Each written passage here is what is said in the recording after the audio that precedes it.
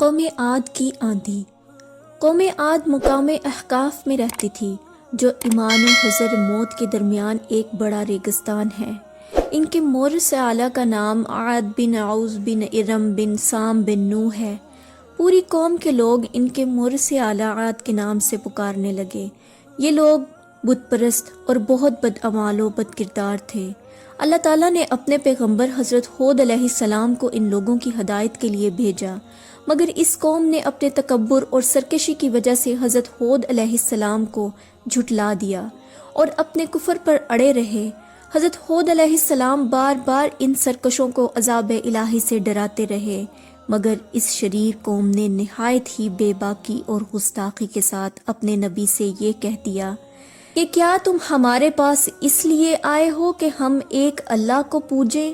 اور جو ہمارے باپ دادا پوجتے تھے انہیں چھوڑ دیں؟ تو تم لے آؤ جس کا ہمیں وعدہ دے رہے ہو، اگر تم سچے ہو۔ آخر عذاب الہی کی جھلکیاں شروع ہو گئیں۔ 3 سال تک بارش ہی نہیں ہوئی اور ہر طرف قحط و خشک سالی کا دور دورہ ہو گیا، یہاں تک کہ لوگ اناج کے دانے دانے کو ترس گئے۔ اس زمانے کا یہ دستور تھا کہ جب کوئی بلا اور مصیبت آتی تو لوگ مکہ معظمہ جا کر خانہ کعبہ میں دعائیں مانگتے تھے تو بلائیں ٹل جاتی تھیں۔ چنانچہ ایک جماعت مکہ معظمہ گئی اور اس جماعت میں مرثد بن سعد نامی ایک شخص بھی تھا جو مومن تھا، مگر اپنے ایمان کو قوم سے چھپائے ہوئے تھا۔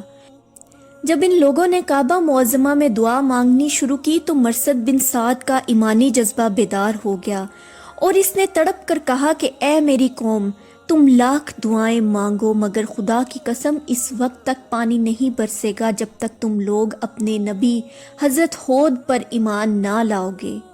حضرت مرثد بن سعد نے جب اپنا ایمان ظاہر کر دیا تو قوم عاد کے شریروں نے ان کو مار پیٹ کر الگ کر دیا اور دعائیں مانگنے لگے۔ اس وقت اللہ تعالیٰ نے 3 بدلیاں بھیجیں، ایک سفید، ایک سرخ، ایک سیاہ، اور آسمان سے ایک آواز آئی کہ اے قوم عاد، تم لوگ اپنی قوم کے لیے ان 3 بدلیوں میں سے ایک بدلی کو پسند کر لو۔ ان لوگوں نے کالی بدلی کو پسند کر لیا اور یہ لوگ اس خیال میں مگن تھے کہ کالی بدلی خوب زیادہ بارش دے گی۔ چنانچہ وہ ابر سیاہ قوم عاد کی آبادیوں کی طرف چل پڑا۔ قوم عاد کے لوگ کالی بدلی کو دیکھ کر بہت خوش ہوئے۔ حضرت ہود علیہ السلام نے فرمایا کہ اے میری قوم، دیکھ لو عذاب الہی ابر کی صورت میں تمہاری طرف بڑھ رہا ہے، مگر قوم کے گستاخوں نے اپنے نبی کو جھٹلا دیا اور کہا کہ کہاں کا عذاب اور کیسا عذاب؟ یہ تو بادل ہے جو ہمیں بارش دینے کے لیے آ رہا ہے۔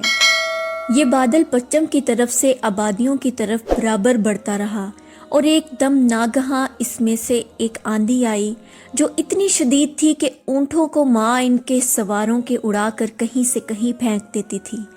پھر اتنی زوردار ہو گئی کہ درختوں کو جڑوں سے اکھاڑ کر اڑا لے جانے لگی۔ یہ دیکھ کر قوم عاد کے لوگوں نے اپنے سنگین محلوں میں داخل ہو کر دروازوں کو بند کر لیا، مگر آندھی کے جھونکے نہ صرف دروازوں کو اکھاڑ کر لے گئے بلکہ پوری عمارتوں کو جھنجھوڑ کر ان کی اینٹ سے اینٹ بجا دی۔ 7 رات اور 8 دن تک مسلسل یہ آندھی چلتی رہی، یہاں تک کہ قوم عاد کا ایک ایک آدمی مر کر فنا ہو گیا اور اس قوم کا ایک بچہ بھی باقی نہ رہا۔ جب آندھی ختم ہوئی تو اس کی لمبی لمبی لاشیں زمین پر اس طرح پڑی ہوئی تھی جس طرح کھجوروں کے درخت اکھڑ کر زمین پر پڑے ہوئے ہوں۔ چنانچہ ارشاد ربانی ہے، اور رہے عاد